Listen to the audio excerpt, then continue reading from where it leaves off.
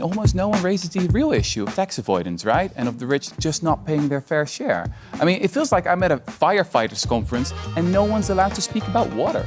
Today we walk into this house with an iconic South African plant, the Alu Ferox. We must take the bitter with the sweet. It is a matter that is under consideration, and all I would say is that watch this space. Welcome to this week's episode of the SA Money Report. This financial podcast is brought to you by Fin24 and hosted by Deputy Editor Ahmed Arif. On October 11th, 77 days after most Africans last spent their nights in total darkness, Eskom announced that it would be implementing stage 2 load shedding for the whole of the coming week. Before COVID-19, the state-owned power utility, which is slowly attempting to claw its way out of a 401.8 billion rand hole of debt, was often labelled as the single largest threat to the South African economy. This latest round of load shedding, which is scheduled to end on Thursday, is due to issues or breakdowns of units at its Tutuka, Kusile, Komati and Hendrina power stations. The combined plant outage apparently adds up to just under half of Eskom's coal power station fleet. While Eskom's woes are localized and specific to South Africa, the backdrop is what's been described as a global energy crisis. While some incidents are interrelated, others are merely coincidences, products of natural events, or possibly a result of foreign policy. Regardless, there's been a surge in prices for oil, natural gas and coal, causing a domino effect in numerous countries. But helping us to unpack the different facets of South Africa's ongoing energy saga is Fin24's Lamise Umarji. Hi Lamise, so let's start locally and work our way up. Firstly, last Friday, the day after load shedding kicked in, there was some big public disagreement between the ANC in Joburg and Eskom about a deal to supply power to certain Gauteng suburbs. What's the beef? And is something deeper happening here? Also, does it mean no more load shedding for Gauteng? So last week, the ANC's Johannesburg branch issued a statement indicating that there was a power purchase agreement between City Power and Eskom. And this would mean that City Power would take over some of the areas that Eskom supplies power to. And these include Soweto, Orange Farm, and Ivory Park. And as the ANC put it, these areas have been experiencing unreliable power supply. We do know that Eskom has been implementing load reduction in Soweto, and that's not load shedding, but it's basically planned outages to sort of ease the burden on the electricity infrastructure, which is already strained due to things like vandalism or illegal connections. So after the ANC had put out that statement, Eskom immediately refuted it and said that the parties didn't enter into a purchase power agreement, but rather a memorandum of understanding. And they're basically still in talks about a business case for the possible transfer. And there's a number of details that still need to be ironed out, like, for example, what date City Power might take over all the assets involved. And also, such a transfer would also require a public participation process run by the regulator NERSA. Again, Eskom CEO Andre de Ruyter actually told ENCA this week that such a transfer is something that they would support just because it sort of links political accountability and operational accountability, and that could potentially improve payment levels when it comes to electricity bills. But again, he stressed that they still need to go through the due diligence processes. And not to jump to conclusions, but we are in election season. And, I guess politicians and not just the ANC are pulling out all the stops to secure votes and saying that there will be reliable electricity supply for voters. Battling with power interruptions, I think, makes sense during election season. As to whether there is no load shedding for Gauteng, there is actually an power purchase agreement that the city signed with Calvin coal-fired power plant. This is in the east of Joburg. The city already has a 20-year power purchase agreement with Calvin, but that's coming to an end in November. And so they've sort of signed a new one for 2 years. And they are going to procure additional capacity, so about 180 megawatts compared to 80 megawatts previously. And the aim is basically to offset load shedding so that they can spare Joburg residents of harsher levels of load shedding. It sort of operates in the same way as when the city of Cape Town relies on the Steenbras hydropower station when load shedding kicks in. So if there's stage 2 load shedding in the country, sometimes city of Cape Town customers will only experience stage 1 load shedding because they're drawing on that capacity from Steenbras. I think it's remained to be seen if Calvin would have that same effect. We just need to remember it's also a coal-fired power plant. It's pretty old. It's supposed to be decommissioned from 2026 onwards. And energy expert Chris Yelland said it's not really operating efficiently, and it's not like Steenbras, which can ramp up and down fairly quickly. Coal-fired power plants take longer to do those things. So, talking about load shedding, it seems like parts of Joburg went dark and then stayed that way for a long time, way longer than they were meant to. What do we know about these outages?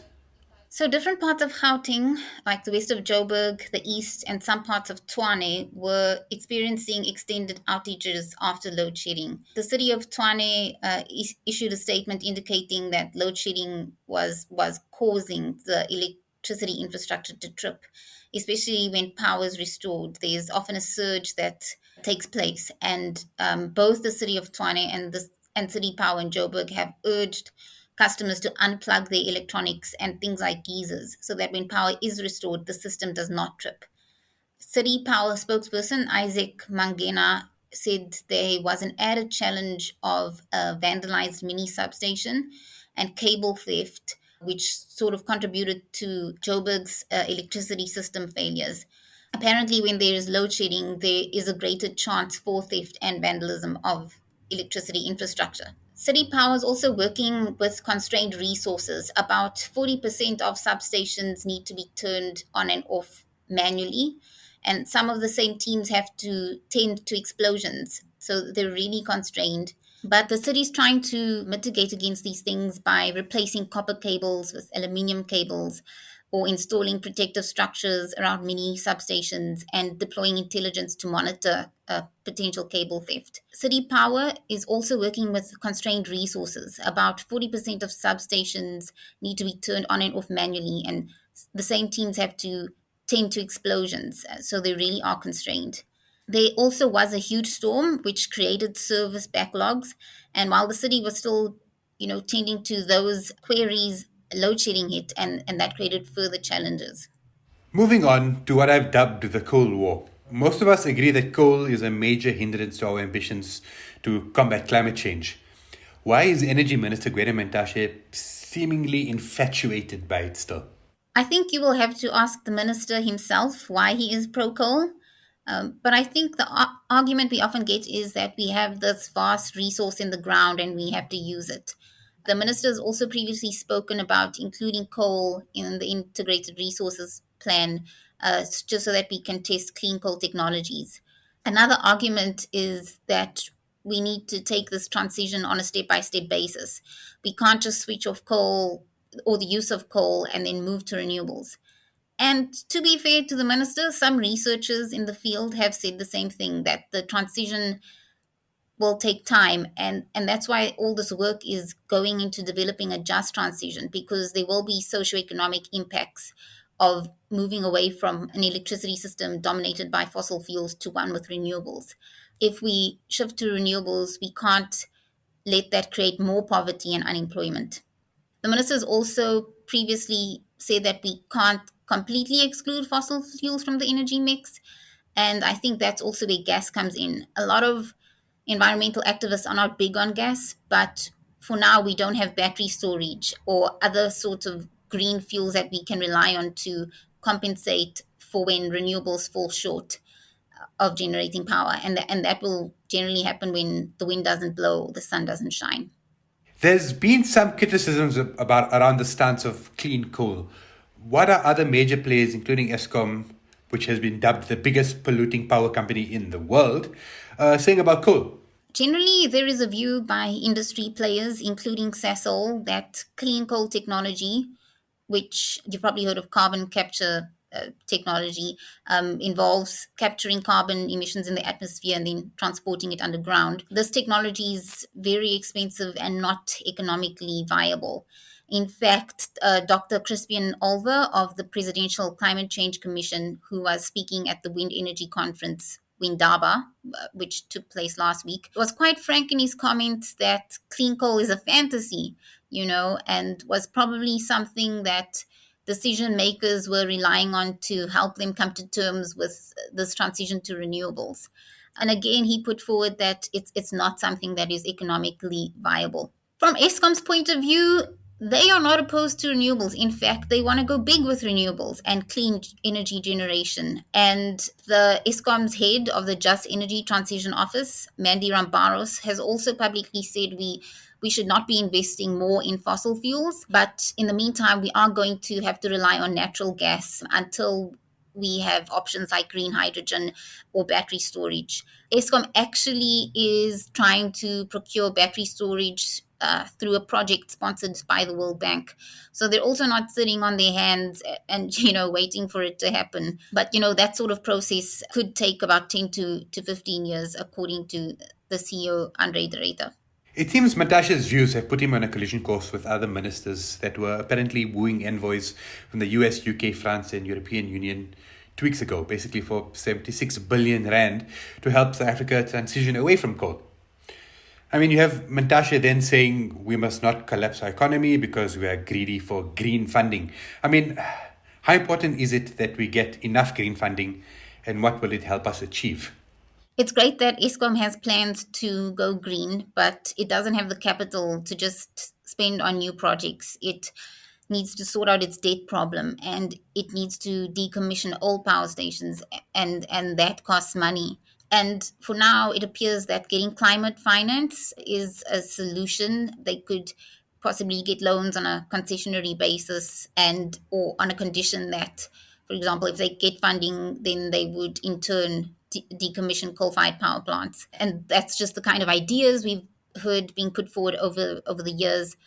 Most recently, the Deputy Finance Minister, David Masondo, also put forward, having our sovereign debt forgiven of about 146 billion.